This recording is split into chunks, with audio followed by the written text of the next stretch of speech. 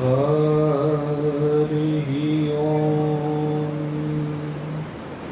नमो नारायणः श्रीकृष्णाय नमो नमः नारायणाय नमो नमः गोविन्दाय नमो नमः।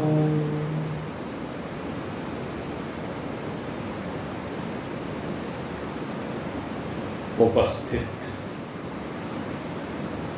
सौभाग्यशाली भगवद प्रेमी जिज्ञासुवृंद, परमात्मा की असीम महान महती दया करुणार्थ कृपा के परिणाम स्वरूप हम सभी नित्य है निरंतर भगवान की लीलाओं का, भगवान की महिमा का निरंतर रसास्वादन कर रहे हैं।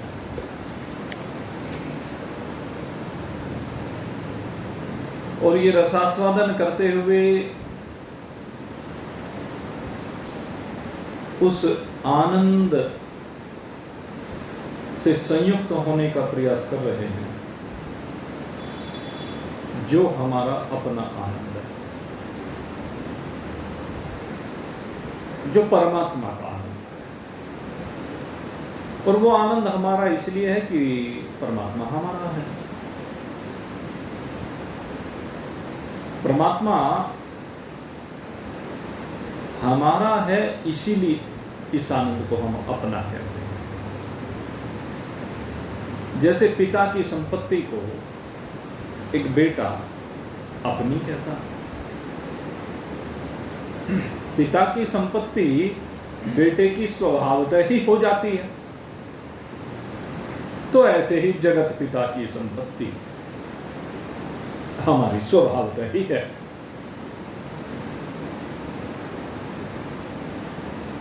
लेकिन भूले हुए हैं अधिकांशतः लोग, भूल जाते हैं और भूलने के कारण से नकल माल को असल समझकर उसके पीछे दौड़े फिरते हैं। लेकिन नकल माल तो किसी को स्थायी सुख दे नहीं सकता। नकल माल तो क्षणिक अनुकूलता प्रदान करता हुआ सा दिखाई देता है। नकल माल झूठा होता है, मिथ्या होता है, काल्पनिक होता है, क्षणभंगुर, विनाशी, परिवर्तनशील। तो नकल माल की बात तो ये है। और जो असल माल है भाई, वो तो सदा ही है। वो कभी हमारे से दूर नहीं है, वो सदा हमारे साथ है। जैसे हाथ में पहनी अंगूठी अज्ञानवश भूल जाते, जेब में रखा हुआ धन कई बार भूल जाते हैं। बस यही स्थिति है, हम परमात्मा को भूले हुए हैं।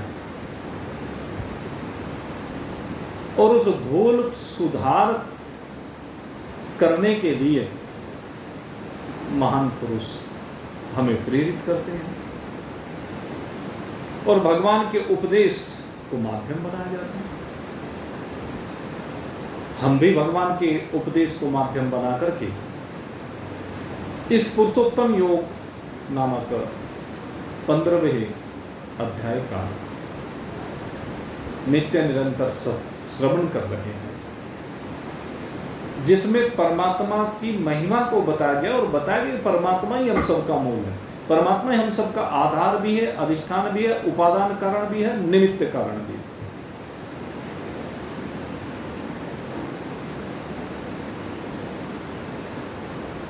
परमात्मा से सब कुछ प्रकट हो रहा है। ऊर्ध्वमूलम अधः शाखम, सब नीचे की ओर फैली हुई शाखा है, अधः शाखा। और ये शाखाएं कितनी है? कहती कोई गिनती नहीं है। अधश्च ऊर्ध्वम, कहते हैं नीचे भी फैली हुई है और ऊपर भी फैली हुई है, मध्य में तो है ही। मध्य में ये मृत्युलोक है, ऊपर और नीचे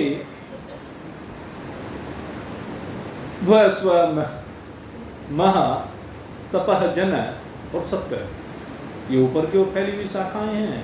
अतल वितल सुतल तलातल रसातल महातल पाताल, ये नीचे की ओर फैली हुई शाखाएं। अधश्च ऊर्ध्वम परिसृतः तस्य शाखा, इनका विस्तार सर्वत्र है, इन दिशाओं में सर्वत्र है, ऊपर नीचे सर्वत्र है। और कहते हैं ये शाखाएं ब्रह्मा जी से लेकर के, क्योंकि सबसे मुख्य शाखा तो ब्रह्मदेव ही है, सबसे मोटा तना, जिसमें से अन्य सब ब्रांचेज निकली हैं। जैसे वृक्ष का एक मुख्य तना होता है और उससे फिर बड़े बड़े कुछ शाखाएं निकलती हैं, फिर उनसे छोटी छोटी शाखाएं निकलती हैं। बड़ी शाखाओं के रूप में आप कह सकते हैं जैसे प्रजापति हैं, देवराज इंद्र हैं, अब ये बड़ी शाखाएं हैं। फिर उनसे छोटी छोटी शाखाएं निकली हुई हैं जो देवलोक में फैली हुई हैं, मनुष्य लोक में फैली हुई हैं, नीचे के लोकों में फैली हुई हैं और फैलती जा रही हैं। और वो फैल कैसे रही हैं? कहते हैं गुण पर वृद्धा विषय प्रबाला, कहते हैं वो फैलती हैं गुणों के द्वारा। जो प्रकृति के 3 गुण हैं, सतोगुण, रजोगुण, तमोगुण, कहते हैं उन्हीं से सारा संसार विस्तार को प्राप्त होता है। कहते लेकिन होता किस प्रकार से? तो यहां पर कहा विषय प्रवाला, भाई ये असली बात। कहते हैं कि विषय ये वृद्धि का सबसे बड़ा कारण है। संसार वृक्ष की वृद्धि का कारण विषय है। कहते हैं जैसे नई नई कोमल कोमल पत्तियां जब स्फुरित होती हैं बड़ी सुंदर लगती है। जैसे छोटे बच्चे होते हैं वो बड़े प्यारे लगते हैं। छोटा बच्चा सबका ही बड़ा सुंदर लगता है। तो कहते जैसे छोटे बच्चे होते हैं उसी प्रकार से ये छोटी छोटी पत्तियां बहुत सुंदर लगती हैं। ये ही विषय है। ये जो सुंदर लगते हैं ना, यही विषय है। इन्हीं के द्वारा ये संसार वृद्धि को प्राप्त होता है। क्योंकि जो चीज हमें सुंदर लगती है, आकर्षक लगती है, उसके विषय में हमारा चिंतन हो जाता है। चिंतन वही जाता है ना जो हमें अच्छा लगता है, जो हमें अपनी ओर आकर्षित कर रहा है, हमारा चिंतन उस दिशा में बढ़ना शुरू हो जाता है। और ये चिंतन त्रिगुणात्मक होता है। ये त्रिगुणात्मक जो चिंतन है, कहते हैं ये चिंतन बढ़ता चला जाता है, बढ़ता चला जाता है। इनके अंदर जो विषय हैं, जो व्याप्त गुण है वो दिखाई नहीं देते। गुण होते हैं लेकिन होने के बाद वो दिखाई नहीं देते। खेल तो सारा गुणों का ही है, संसार तो सारा गुणों से ही है, लेकिन ये गुण कहीं पर दिखाई नहीं देते प्रत्यक्षतः। जैसे वृक्ष में आप देखें, एक प्रसंग आता है छांदोग्य उपनिषद में। श्वेतकेतु उद्दालक मुनि के पुत्र बाहर से गुरुकुल से पढ़ करके आए, और गुरुकुल से पढ़ करके आने के बाद पिताजी ने पूछा, भाई पढ़ा है? कि हाँ। पहले क्या क्या पढ़े थे? सब चीज बता दी। वेद पढ़े, वेदांग पढ़े, 6 शास्त्र पढ़े, उपनिषद पढ़ा, सब पढ़े थे। अच्छा, लेकिन सब कुछ पढ़ने के बाद अहंकार हो गया। कहीं का अहंकार हुआ? ज्ञानी होने का। मैं ज्ञानी हूं, और भाई ज्ञानी तो सर्वत्र पूज्य है। ज्ञानी जो है वो सब जगह पूजनीय है, पिता के द्वारा भी पूजनीय है। दिमाग में क्या है? अब पिता से भी बड़ा हो गया। और ये तो वो तो भाई उस समय इतनी विद्या पढ़ के आया। आजकल एक छोटे छोटे से बालक जो उनसे एक छोटे छोटी सी विद्या लेकर के आए और कुछ थोड़ा सा ये सांसारिक धन कमाने लगे, तो वे तो भाई क्या पूछो उनका अहंकार। हमारे माँ बाप ने क्या किया, सारी जिंदगी यूं ही पापड़ बेलते रहे, कुछ करके तो दिखाया नहीं, इनसे कुछ हुआ तो है नहीं, पैसा कमाना तो जानते नहीं। ये श्वेतकेतु, वो भी इसी प्रकृति का है कि अब मैं इतना बड़ा विद्वान बन के आ गया हूं। जब इतना बड़ा विद्वान बन के मैं आ गया हूं तो अब तो सब कुछ जानता हूं। तो खैर उद्दालक मुनि कहने लगे, बेटा बड़ी अच्छी बात है कि जब तुम सब कुछ जानते तो एक छोटा सा प्रश्न मैं भी पूछ लूं, मेरी भी जिज्ञासा है। कहने लगे, हाँ पूछ लो। कहने लगे, बेटा तुमने सब कुछ जान लिया? हाँ सब कुछ जान लिया। इसलिए पूछ लो। हाँ हाँ पूछ लो, कह तो रहा हूं। कहने तो बेटा क्या तुम उस पदार्थ को जानते हो जिसको जानने के बाद सब कुछ को जान लिया जाता है, जिसको पाने के बाद सब कुछ को पा लिया जाता है? वाह पिताजी, आप भी क्या बात कर रहे हो? एक चीज को जानने से सब चीज को कैसे जाना जा सकता है? ऐसी कोई विद्या नहीं, ऐसा कोई ज्ञान नहीं जो एक को जानने से सब कुछ को जान लिया जाए।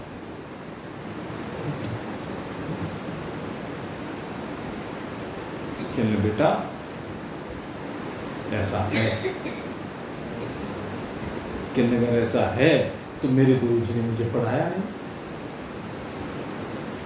या तो उन्होंने पढ़ाया नहीं या वो जानते नहीं। अब तक तो पिताजी पर प्रश्न चिन्ह था, अब गुरुजी पे प्रश्न चिन्ह लग गया। अरे हमारे मास्टर जी तो ऐसे ही हैं, कुछ नहीं जानते, तुम ही पढ़ पुढ़ के थोड़ा सा वैसे ही पढ़ा पढ़ू गए, एक आधा क्वेश्चन पूछ ले वहीं भी चल जाओ। ये आजकल के बच्चों की स्वाभाविक प्रकृति है। भाई स्कूल वाले जो है ऐसे इकट्ठे, बस ये तो ऐसे ही पता नहीं कहाँ कहाँ से घूर के लिए आने, आता इनको हर अपनी। यही तो चीजें हैं आज चल रही हैं। ये पहली बात है। तो श्वेत केतु ने अपने कमी को अनुभव नहीं किया। पहले पिताजी को, फिर गुरु, दोनों पे प्रश्न चिन्ह लगा। कहने लगे बेटा तेरे गुरुजी सब जानते थे, मैं जानता हूं उनको, और तेरे गुरुजी ने तुझे सब पढ़ाया भी है, ये भी मैं जानता हूं, लेकिन तू समझ नहीं सका, उनके पढ़ाए हुए को पढ़ नहीं सका। वाह, ऐसा कैसे संभव है? अरे मैंने बड़ा ध्यान लगा करके सब चीजों का अध्ययन किया है। कहने बड़ी अच्छी बात है, अगर सब चीजों का तुमने अध्ययन किया है तो इस प्रश्न का उत्तर दे दो। बोले क्या उत्तर दूं, ऐसा तो कुछ हो ही नहीं सकता जो एक को जान करके सब कुछ को जान लिया जाए। भिंडी को जानेगा तो भिंडी को जाना जाएगा, टमाटर को कैसे जाना जाएगा? भिंडी से टमाटर थोड़े ना जाना जाएगा, टमाटर से आलू को थोड़े ना जाना जाएगा। तो टमाटर को ही जान रहे हैं, टमाटर से आलू को तो नहीं जाना जा रहा। ऐसा कैसे संभव है? कि मैं कोई बात नहीं बेटा, आ चल घूमने चलते। चलो घूमने चलती। अब घूमने चले और घूमने चलते चलते सामने जंगल में देखा वृक्ष है, एक वृक्ष के पास लेकर के आए। कहने लगी बेटा जरा लो, ये एक वो दिया, दांती कह लीजिए, कुल्हाड़ी कह लीजिए, कुछ भी कह लीजिए। कहने लगे बेटा जरा इस वृक्ष की जड़ में हल्का सा इसको मारो। तो वृक्ष की जड़ में जब उसने प्रहार किया, उसके बाद पूछा कि बेटे क्या निकला? कहने लगे इसमें तो ये रस निकला है। अच्छा थोड़ा सा ऊपर से हो लगाओ लगा, वहां भी कि नहीं, यहाँ से क्या से निकला? रस निकला। कहने थोड़ा और ऊपर, वहां भी कट लगाओ, क्या निकला? रस निकला। कहने जरा इन शाखाओं में देखो क्या निकला? अधश्च ऊर्ध्वं परसृतः सुतश्च शाखा। ऊपर नीचे जितने भी शाखाएं फैली हुई बेटा, जरा जरा सा कट लगा करके देखो क्या निकला? रस निकला। टहनियों पे कट लगाओ, क्या निकला? रस निकला। पत्तियों पे कट लगाओ, क्या निकला? रस निकला। फूल पे लगाओ, जरा सा मसल के देखो क्या निकला? रस निकला। फल को देखो, फल में भी रस ही है। कहने लगे पूरे वृक्ष में तुमने जहां भी देखा वहां सर्वत्र रस के अलावा कुछ नजर आया क्या? नहीं पिताश्री। कहने लगे जिस प्रकार से इस सारे वृक्ष में रस समाया हुआ है, एक रस को जानने से सारे वृक्ष का ज्ञान हो जाता है कि वृक्ष कैसा है। ठीक इसी प्रकार से एक परमात्मा को जानने से ज्ञान हो जाता है सब कुछ का। कहने लगे ऐसे ही देखो, ये कट तुमने पेड़ में लगा, ऐसे ही कट अपने शरीर पे लगा के देखो, कहीं भी सुई चुभ होकर देखो, जहां भी सुई चुभोगे तो क्या निकलेगा? तुम्हें रक्त निकलेगा। कहते इससे सिद्ध होता है कि पूरे शरीर में रक्त समाया हुआ है। कहने लगे ठीक इसी प्रकार से इस सारे संसार में कट लगा करके देखो, सारे संसार का शोधन करके देखो। अधश्च ऊर्ध्वं प्रसृतास्तस्य शाखा, जहां जहां भी शाखाएं फैली हुई हैं संसार रूपी वृक्ष की, उन संसार रूपी वृक्ष की फैली हुई शाखाओं में सर्वत्र जरा ध्यान लगा करके देखो। चाहे स्वर्ग लोक में ध्यान लगा लो, महजन तपः सत्य लोक में ध्यान लगा लो, प्रजापतियों में ध्यान लगाओ, सिद्धों में ध्यान लगाओ, ब्रह्मा जी में ध्यान लगाओ, नारायण में ध्यान लगाओ, या नीचे इस मनुष्य लोक में जितने भी जीव हैं उनमें ध्यान लगाओ, या नीचे के 7 लोकों में जितने भी जीव हैं उनमें ध्यान लगाओ, तो तुम पाओगे कि यहाँ जितने भी जीव रहते हैं, यहाँ जितने भी पदार्थ हैं, जगत में जो भी कुछ है, उस सब के सब में एक परमात्मा समाया हुआ है। परमात्मा के अतिरिक्त और कोई दूसरा है ही नहीं। एक ही परमात्मा चराचर जगत में व्याप्त है। उस परमात्मा के अतिरिक्त दूसरा न कहीं कुछ है, न कहीं कुछ था, न कहीं कुछ होगा। उस परमात्मा के अलावा कहीं कुछ भी नहीं है। सब कुछ का आधार अधिष्ठान एक परमात्मा ही है। सर्वत्र एक परमात्मा ही समाये हुए हैं। जैसे कहते हैं आभूषणों को देखो, आभूषणों को जब आप देखेंगे, कोई कुंडल है, कोई कंगन है, कोई हार है, अंगूठियां हैं, तरह तरह के आभूषण संसार में धारण किए जाते हैं। बेटा जरा इन सारे आभूषणों को देखो अच्छी प्रकार से। क्या है? अलग अलग जगह पर अलग अलग आभूषण के अलग अलग नाम होते हैं, अलग अलग डिजाइन होते हैं, अलग अलग वैरायटी, न जाने क्या क्या आभूषण, दुनिया भर के आभूषण है। हर जगह पर अलग अलग तरीके से पहने जाते हैं। लेकिन बेटा जरा स्वर्णकार के पास जाओ और स्वर्णकार की दृष्टि से इनको देखो। जब हम स्वर्णकार की दृष्टि से इनको देखेंगे तो आपकी अंगूठी में क्या मिलेगा? कि सोना। कंगन में क्या मिलेगा? सोना। हार में क्या मिलेगा? सोना। जितने भी आभूषण बने हुए हैं उन सब में एक सोने के अतिरिक्त कुछ नहीं मिलेगा। तो इसलिए अगर एक सोने को जान लिया तो एक सोने के जाने जाने से सब आभूषणों का ज्ञान हो गया।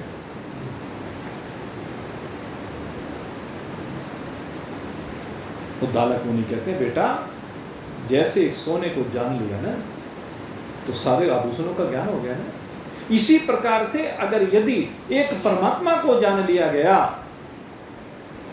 गुण प्रवर था विषय प्रवाला, तो गुणों के द्वारा जो वृद्धि को प्राप्त हुआ है, विषयों के द्वारा जिनका पोषण हुआ है, ऐसा ये सर्वत्र व्याप्त जगत, इसको जान लिया जाएगा। और किस रूप में जान लिया जाएगा? कहते हैं आकाश के रूप में नहीं जाना जाएगा, वायु के रूप में नहीं जाना जाएगा, अग्नि जल पृथ्वी के रूप में नहीं जाना जाएगा। इनको शब्द स्पर्श रूप रस गंध के रूप में नहीं जाना जाएगा। इनके शरीर के बाह्य या आंतरिक उपकरणों के रूप में नहीं जाना जाएगा। पांचों ज्ञानेंद्रिय, पांचों कर्मेंद्रिय, प्राण, अंतःकरण, इस रूप में नहीं जानना। क्योंकि प्राणों की क्रियाओं को देखोगे तो पांचों प्राणों की क्रियाएं आपको भिन्न नजर आएंगी। मन से देखोगे और सबके मनों को देखोगे तो सबके मनों के संकल्प विकल्प भिन्न प्रकार के नजर आएंगे, सबकी वृत्तियां भिन्न प्रकार की नजर आएंगी। तो अगर इस रूप में तुम देखोगे तो तुम्हें विचित्रता नजर आएगी, भिन्नता नजर आएगी। इस रूप में नहीं देखना, क्योंकि ये तो सब अपने अपने धर्मों में लगे हुए हैं और सब काल्पनिक हैं, सब स्वप्न मात्र हैं, सब अनित्य हैं, सब विनाशी हैं। इनमें कुछ भी रहने वाला नहीं है बेटा। इनमें जो रहने वाला है, जिसमें इनको अस्तित्व मिल रहा है, जिससे अस्तित्व मिल रहा है, जो इनका उपादान कारण भी है और निमित्त कारण भी, वस्तु भी वही है और वस्तु को रूप देने वाला भी वही है। एक ही परमात्मा स्वयं अनेक रूपों में अपने द्वारा ही गढ़ा गया है, किसी दूसरे के द्वारा नहीं गढ़ा गया। ये जो परमात्मा है ये अपने आप ही, अपने आप में ही, अपने आप से ही सब कुछ को घड़ देता है। मूल में यही बैठा है, ऊर्ध्व मूल अवतः शाखा। मूल में ये स्वयं विराजमान है, आगे शाखाओं के रूप में नीचे की ओर फैली हुई शाखाओं के रूप में ये वेश बदल बदल करके हमें दिखाई दे रहा है। और वास्तविकता ये है कि हम और ये दोनों भिन्न नहीं। अगर दृष्टिकोण महान पुरुषों के शरण में जाकर के बदल जाए तब पता चलता है इस बात का, नहीं तो भिन्नता दिखाई देगी। जब तक ममता है, आसक्ति है, कामनाएं हैं, तब तक भिन्नता दिखाई देगी। और जब तक ये हैं तब तक ऊपर और नीचे का आवागमन चलता ही रहेगा। कोई ऐसा रास्ता नहीं है कि ऊपर और नीचे जाने का रास्ता बंद हो जाए। हाँ, अगर चाहते हो कि ऊपर नीचे जाने में जो बार बार पीड़ा हो रही है, कष्ट हो रहा है, बार बार न जाने कैसे कैसे संघर्ष करने पड़ रहे हैं, कैसे इस शरीर की गाड़ी को खींचना पड़ रहा है, इससे मुक्ति मिले तो उसका एक ही साधन है, अपने आप को प्रज्ञानम ब्रह्म रूप से अनुभव करो, अहम ब्रह्मास्मि रूप से अपने आप को अनुभूत करो। दृष्टि को ज्ञानमयी बनाने की आवश्यकता है। जब हमारी दृष्टि ज्ञानमयी बनेगी तभी हमें एक परमात्मा के अतिरिक्त कुछ दिखेगा नहीं। इन शरीरों को हटाना, पंचभूतात्मक और त्रिगुणात्मक प्रकृति जो इस शरीरों का कारण है उसको समझना है। ये पंचभूत और तीन गुण ये कैसे परमात्मा में स्फुरित होते हैं, ये किस प्रकार से तीनों गुण विभिन्न वृत्तियों के जन्मदाता हैं, और ये वृत्तियां ही फिर रूपांतरित होती हैं और भूतों का सहारा लेकर के, इन पंचभूतों का लिबास पहन करके अनेक रूपों में संसार के खेल को रचती हैं। लेकिन वास्तव में इन सब में बैठा हुआ परमात्मा एक ही है। हमें उसी परमात्मा को जानना है, और जानने के लिए परमात्मा को सीधे सीधे कोई नहीं जान सकता किसी भी प्रकार से। अव्यक्तोऽयम् अचिन्त्योऽयम् अविकार्योऽयम् उच्यते तस्माद् देवेन विदित्वैनं नानुशोचितुम् अर्हसि। क्योंकि परमात्मा अव्यक्त है, जो सीमित है वो असीम की व्याख्या कैसे कर सकता है, वो असीम के बारे में कैसे चिंतन कर सकता है, वो असीम को कैसे समझा सकता है। जो अनंत है, अंत वाला अंत को बता नहीं सकता।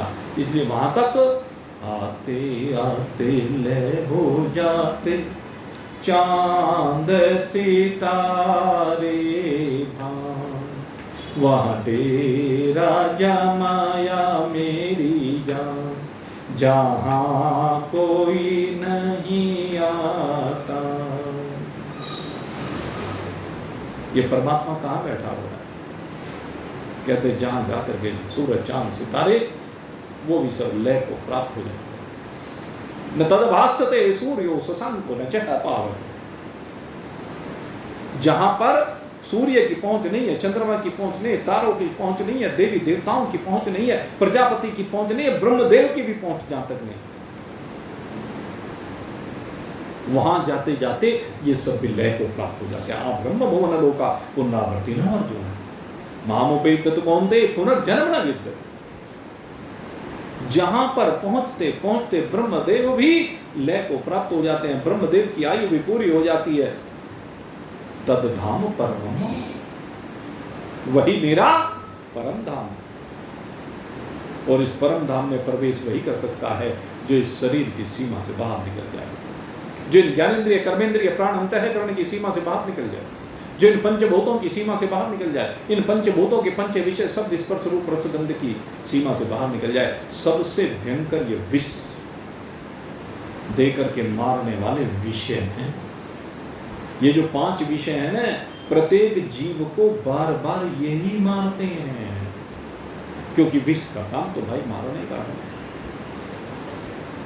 जब हम विष का पान करेंगे तो मारेगा। शब्द विष है, स्पर्श विष है, रूप विष है, रस विष है, गंध विष है। लेकिन कब? जब हमारे इनमें आसक्ति, और जब आसक्ति का त्याग हो जाए तो फिर ये विष नहीं रहते, शब्द भी रहेगा, स्पर्श भी रहेगा, रूप भी रहेगा, गंध भी रहेगा। लेकिन ये विष रूप में नहीं होंगे, ये अमृत बन जाएंगे। संसार के शब्द मारने वाले हैं, लेकिन महान पुरुषों के शब्द तारने वाले हैं। महान पुरुषों के मुखारविंद से श्रवित जो भगवत महिमा का श्रवण करते हैं, वो संसार सागर से पार उतर जाते हैं। तो है तो दोनों शब्द ही, है और है से जितने शब्द बनते हैं, ऐसे है तक लेकर जो अक्षर हैं, इनके द्वारा जितने भी शब्दों का निर्माण होता है, वाक्यों का निर्माण होता है, वो विष प्रदाता भी, अमृत प्रदाता भी सब इन्हीं के बीच से निकल करके आते हैं। इनसे विलग कहीं से कोई शब्द निकल करके नहीं आता। लेकिन जब आपकी निंदा के रूप में कोई निंदा बाण आपकी ओर छोड़ा जाता है और वो निंदा बाण आकर के आपके ऊपर प्रहार करता है, तो आपको विष सदृश लगता है। और जब कोई प्रशंसा का बाण आता है तो आपको लगता तो अमृत सदृश है, लेकिन वास्तव में वो भी विष सदृश है। हाँ, जब यथार्थता का बाण आकर के आपको लगे, सत्य का बाण आकर के आपको लगे, ये बाण जब आकर के लगेगा महान पुरुषों के मुखारविंद से श्रवित होकर के, तो ये कल्याण कर देता है। तब ये वास्तव में अमृतमय होता है। और ये अमृत फिर मरने की बात नहीं होती। इस अमृत से मरने की बात नहीं, केवल जीने की बात है। इसलिए मेरे मित्रों, उठो, जागो और महान पुरुषों का संग करो। बार बार यही कहा जाता है, उठ जाग मुसाफिर भोर भई, अब रहने कहाँ जो सोवत है। उठ जाग मुसाफिर भोर भई, अब रहने कहाँ जो सोवत है। टुक नींद से आँखियाँ खोल जरा। क्या कहते हैं? नींद से आंखें खोलो, क्योंकि सारा संसार सो रहा। अजी क्या बात करते हो, हम तो जाग रहे हैं। जिसे आप जागना कहते हैं, उसे महान पुरुष सोना कहते हैं। हम जाग काहे में रहे? परिवार में जाग रहे हैं, मोह ममता में जाग रहे हैं, लोभ में जाग रहे हैं, व्यापार में जाग रहे हैं, धन में जाग रहे हैं। हम काहे में जाग रहे हैं? मान सम्मान पद प्रतिष्ठा, इसको जागरण समझते हैं। ये जागरण नहीं है, ये तो सोए हुए हैं। यही बात कर रहे हैं, सो रहे हैं। मोह निशा सब सोम निहारा, देख स्वप्न अनेक प्रकार। ये मोह की रात्रि है, और इस रात्रि में सब संसार के जीव सो रहे हैं। देख स्वप्न अनेक प्रकार, रोज अनेक प्रकार के स्वप्न देख रहे हैं। हर समय स्वप्न के संसार में रहते हैं, क्योंकि हर समय संकल्प निकलते हैं, उन संकल्पों से विकल्प निकलते हैं। हर समय उन संकल्पों का चिंतन चलता है। उन संकल्पों को सिद्ध करने के लिए सारे दिन सारी रात अपने को झोंक रखा है। रात को नींद नहीं, दिन को चैन नहीं। कारण उन संकल्पों की सिद्धि के लिए लगे रहते हैं। और संकल्प तो इतने हैं भाई कि मैं संकल्प जिंदगी में कभी किसी के न पूरे हुए न हो सकते हैं। हाँ, अगर यदि संकल्प बदल जाए, लोकेशना, वित्तेशना, पुत्रेशना, इन 3 ऐसनाओं से बाहर होकर के एक चौथी ऐसना है और वो ऐसना नहीं कहलाती।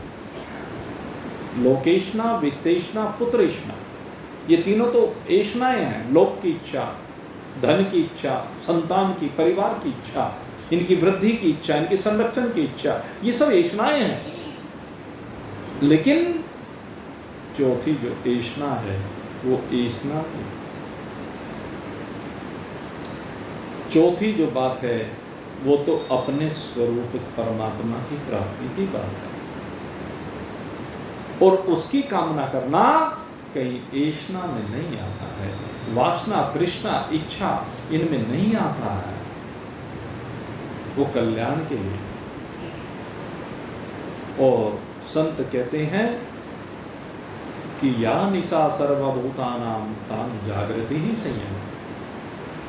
कहते सारे संसार की जो रात्रि है उसमें संयमी जागता है। यही निशी जामिनी जागही जोगी। कौन जाग रहा? जो योगी है। योगी कौन है? जिसने अपने तार परमात्मा से मिला दिया, जिसने अपनी मन की वृत्तियों को एक ओर हटा करके इन मन की वृत्तियों को डाइवर्ट करते हुए परमात्मा में मिला दी है, वह योगी है। उसके अंदर कोई स्फुरना नहीं है, उसके अंदर कोई संकल्प नहीं है, क्योंकि उसके सारे संकल्प परमात्मा में लय को प्राप्त हो जाते हैं।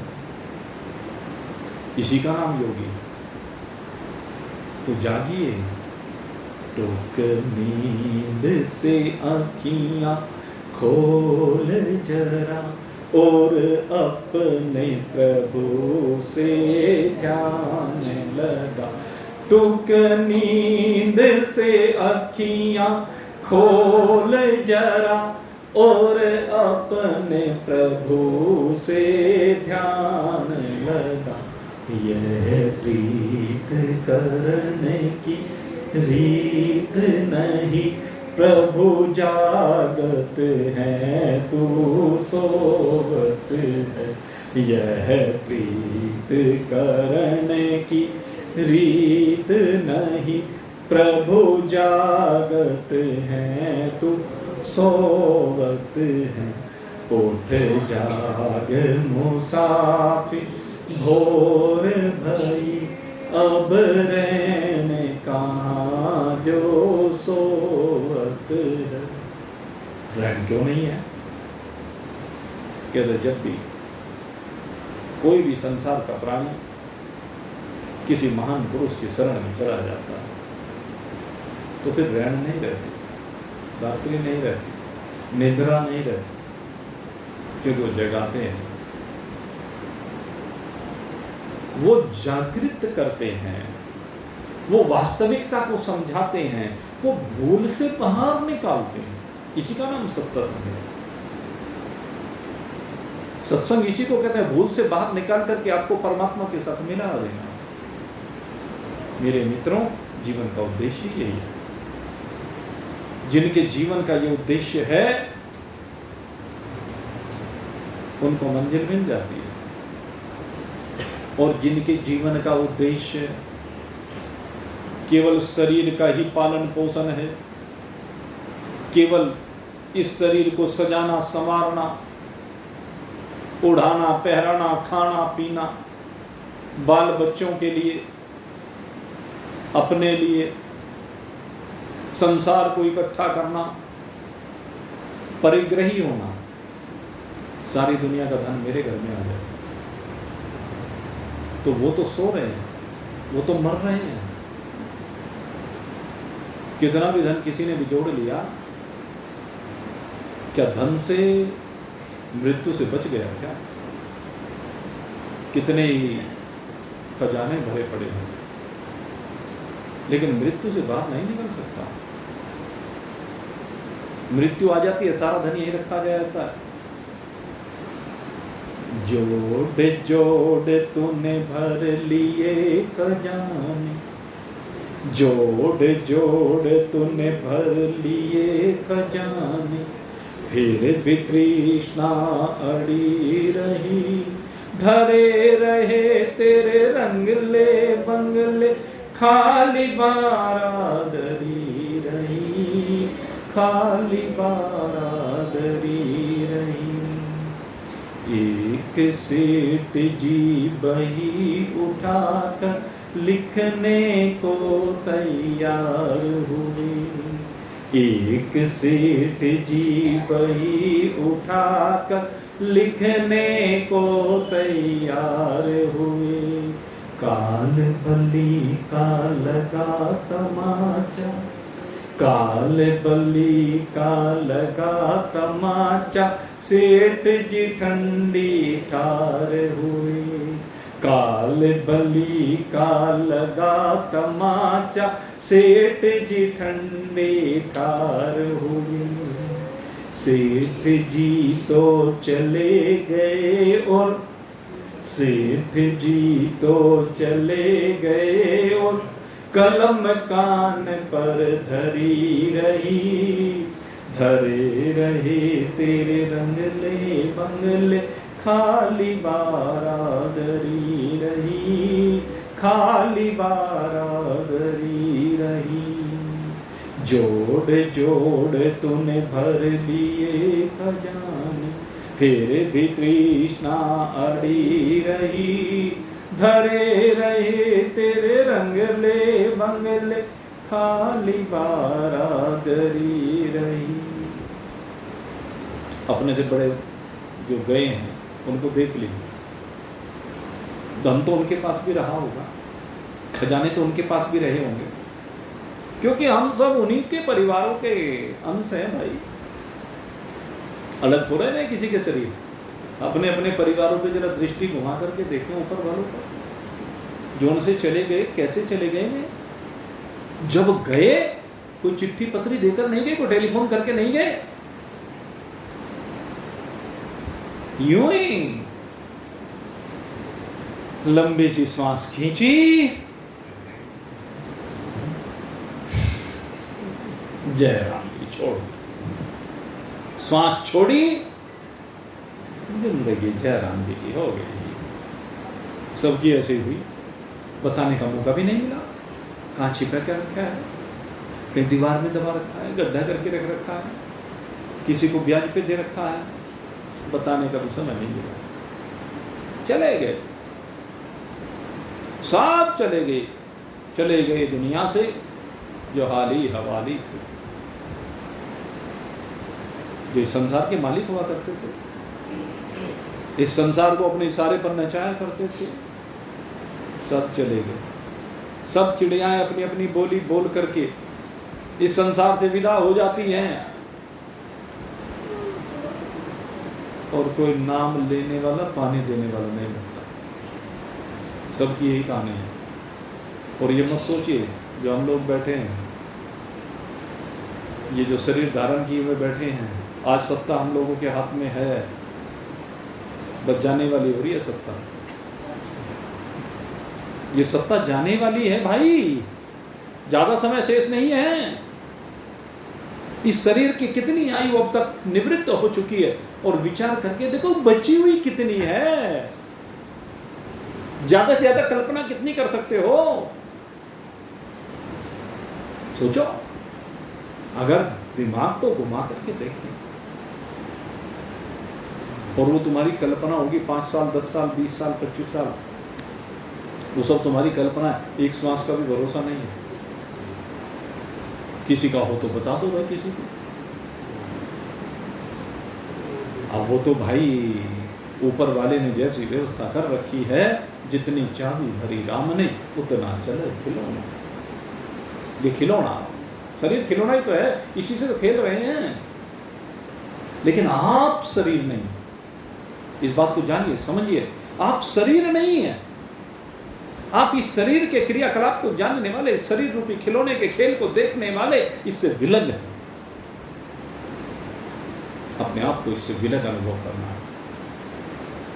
और जिस समय आप अपने आप को इससे विलग अनुभव कर लेंगे, उसी समय उस परमात्मा नंद के साथ जुड़ जाएंगे और वो परमात्मा आनंद फिर आपको अनुभव होगा कि ये आपका अनुभव, ये आपका आनंद, ये आपका स्वरूप है, किसी दूसरे का नहीं। ये उधार का माल नहीं है। बाकी तो संसार में जो भी कुछ है सारा उधारा माल है। और जिस दिन यहां से विदा हो जाओगे उस दिन सबका दे के चले जाओगे, यही छोड़ जाओ। देना ही पड़ेगा।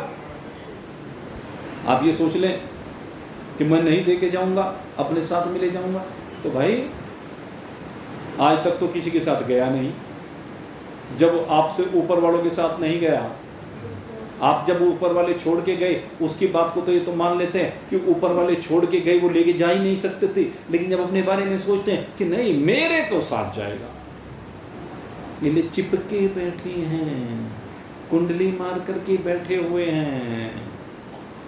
अरे भाई यहाँ तुम्हारा कुछ नहीं है। इदम नमः, यज्ञ वेदी पर बैठ करके जब आहुति देते हो तो कहते हो ओम अग्ने स्वाहा इदम अग्ने इदम नमः। ये जितना भी रूप है ये सारा अग्नि का है। हे अग्निदेव, ये रूप मैं आपको समर्पित करता हूँ, इसमें मेरा कुछ भी नहीं। ओम वायवे स्वाहा इदम वायवे इदम नमः। हे वायुदेव, संसार में स्पर्श करने के लिए जो भी कुछ है वो स्पर्शनीय सब कुछ आपसे उत्पन्न हुआ है, आप रूप है, इसलिए आपका ये स्पर्श मैं आपको प्रदान करता हूँ। ये संजीवनी शक्ति जो आप दे रहे हैं ये आपकी शक्ति आपको समर्पित है। आपसे मैंने संजीवनी शक्ति ली और इस अंतिम निश्वास के साथ मैं आपकी शक्ति आपको छोड़ करके जा रहा हूं। इदम वायवे इदम नमः। ऐसे आकाश को कहते हैं, ऐसे ही वरुण को कहते हैं जल के देवता, ऐसे भूदेवी को कहते हैं कि ये सब कुछ जो मैंने आपसे उधारा लिया था वो सब मैं अब आपको छोड़ के यहां से जा रहा हूं, तो आपको दे के जा रहा हूं। भस्मांतम शरीरम, ये शरीर एक भस्म मात्र रह जाने वाला है और जब भस्म मात्र रह जाएगा तो पृथ्वी का अंश पृथ्वी को मिल जाएगा, जल का अंश वाष्पित होकर जल को मिल जाएगा, अग्नि का तेज अग्नि को मिल जाएगा, वायु का प्राण वायु को मिल जाएगा। व्यष्टि समष्टि के साथ एक रूप होते चले जाएगा। आकाश का भाग आकाश के साथ एक रूप हो जाएगा। यही सबके साथ होना। और ये जब हमारा है ही नहीं, इसको इस शरीर के रहते रहते जान लो भाई। जिसने इस शरीर के रहते रहते इस वास्तविकता को जान लिया वो इनकी सीमाओं से बाहर निकल जाएगा। पंचभूत और 3 गुणों की सीमा से बाहर निकल करके फिर उसको अपनी वास्तविकता का बोध होगा। और भाई ये वास्तविकता का बोध अगर शरीर के रहते रहते कर लिया तब तो ठीक है, अगर नहीं किया तो पुनरपि जन्मम पुनरपि मरणम पुनरपि जननी जठरी शयनम इहि संसारे खल दोस्तारे कृपया पारे पाह मुरारी भज गोविंदम भज गोविंदम गोविंदम भज मूढ़मति। भगवान शंकराचार्य ने साफ कह दिया। शरीर के रहते रहते जान लिया तो ठीक है, नहीं तो भाई बार बार आना पड़ेगा, बार बार जाना पड़ेगा। यही संसार का खेल है। तो इस खेल से अपने को बाहर निकाल लो भाई। भूतों की सीमा से, गुणों की सीमा से बाहर निकल करके आप असीमित में क्यों नहीं आते? असीम परमात्मा में क्यों नहीं आते? अनंत परमात्मा में क्यों नहीं आते? अरे हमारी वही वास्तविकता है। इन सीमित से बाहर निकल करके असीम के साथ एक रूप हो जाओ तो सब कुछ आप ही है, आपसे भिन्न कुछ नहीं है। छांदोग्य उपनिषद में यही बात उद्दालक मुनि ने श्वेत केतु को समझाई कि वास्तविकता एक शुद्ध चेतन ब्रह्म की है, ब्रह्म के अतिरिक्त और यहाँ कुछ भी नहीं है। और जो ब्रह्म को जानता है ब्रह्मविद् ब्रह्मेव भवति, ब्रह्म को जानने वाला भी ब्रह्म ही हो जाता है। तो हम सबकी वास्तविकता एक ब्रह्म ही है। इस ब्रह्म के साथ अपनी तादात्म्यता को बनाइए, शरीरों के साथ संसार के साथ तादात्म्यता स्थापित करने से नरक के अलावा कुछ मिलना वाला नहीं है, और परमात्मा के साथ तादात्म्यता स्थापित करने से आपको आनंद ही आनंद मिलेगा। आनंद के अतिरिक्त और कुछ नहीं मिलेगा, क्योंकि यही हम सब की वास्तविकता है, यही हम सब का स्वरूप है, और यही हम सब का लक्ष्य है। तो इस लक्ष्य को हम प्राप्त करें। आप सबके लिए बहुत बहुत शुभकामना करते हुए अब यहीं पर सत्संग को विश्राम देता हूँ। बोलिए सच्चिदानंद भगवान की जय। मोर मुकुट बंसी वाले